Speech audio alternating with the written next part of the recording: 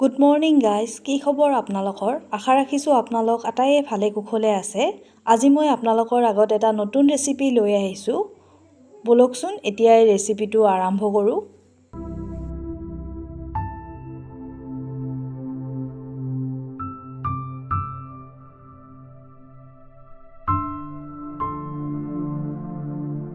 আজি মই ইলিছ মাছ নভজাকৈ কেঁচাই ৰান্ধিম। সেইকাৰণে মই ইয়াত পিঁয়াজ কেইটামান মিহিকৈ কুটি লৈছোঁ আৰু নহৰু কেইচকলমান লৈ লৈছোঁ, লগতে জলকীয়া কেইটামান লৈ লৈছোঁ। এতিয়া এই গোটেই মছলাখিনি মই গ্ৰাইণ্ডাৰত গ্ৰাইণ্ড কৰি ল'ম।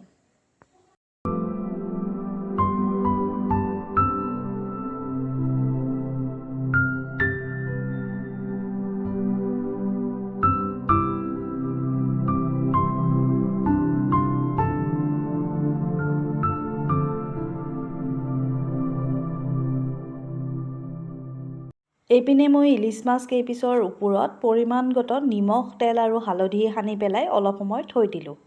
আৰু এইফালে এটা মই কেৰাহীত তেল গৰম হ'বলৈ দি তেলখিনি গৰম হৈ যোৱাৰ লগে লগে তাত শুকান জলকীয়া কেইটামান ভাজিবলৈ দিলোঁ।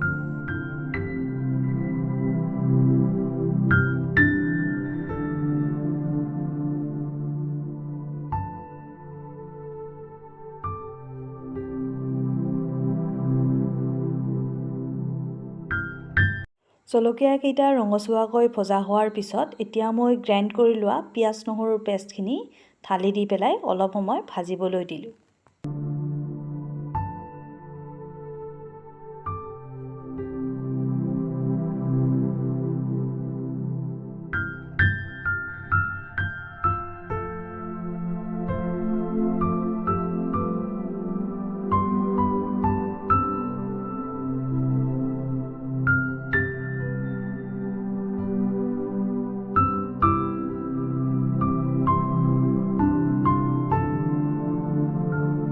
ভাজিবলৈ দিয়া পিঁয়াজ নহৰুৰ এই পেষ্টখিনিত মই এতিয়া পৰিমাণ অনুযায়ী হালধি দি দিলোঁ।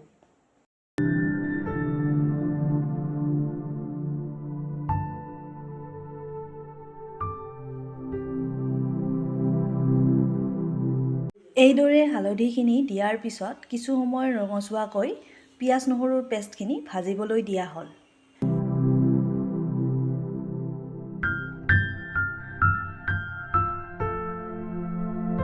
এইদৰে মছলাখিনি ৰঙচুৱা হৈ হৈ যোৱাৰ লগে লগে এতিয়া মই ইলিছ মাছৰ পিচ ইয়াৰ ওপৰত ঢালি দিম।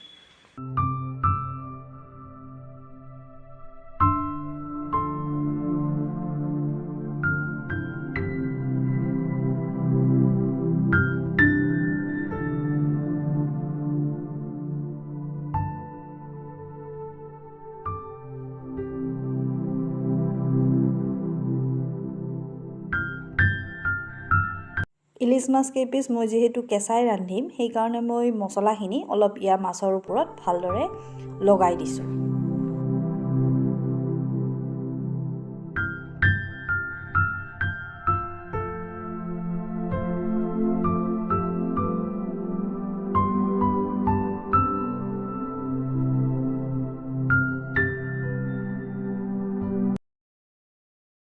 সৰিয়হ বটাৰ পেষ্টখিনি পানীত ঘুলি লৈ পেলাই মাছৰ ওপৰত ঢালি দিলোঁ।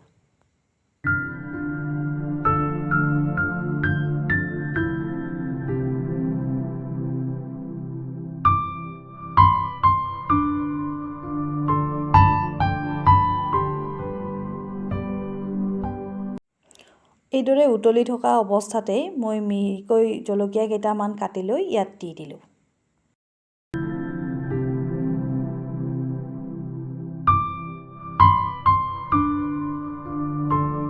সাধাৰণতে ইলিছ মাছ এইদৰে সৰিয়হ বটা দি কেঁচাই ৰান্ধিলে খাবলৈ বৰ সোৱাদ হয়।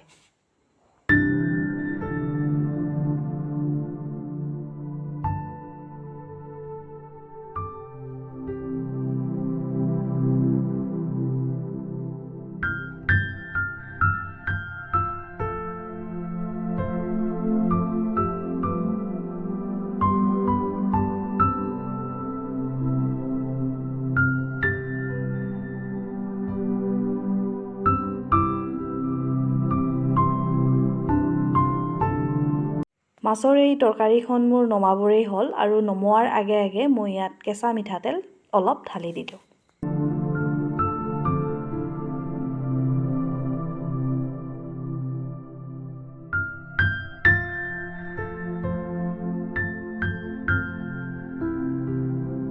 তৰকাৰীখন নমাই ৰাখি মই ইয়াত ধনিয়া পাত মিহিকৈ কাটি দিলোঁ, কাৰণ ধনিয়াৰ ফ্লেভাৰটোও বৰ ভাল লাগে আৰু খাবলৈ বৰ সোৱাদ হয়। আজিলৈ আহিছোঁ, ধন্যবাদ।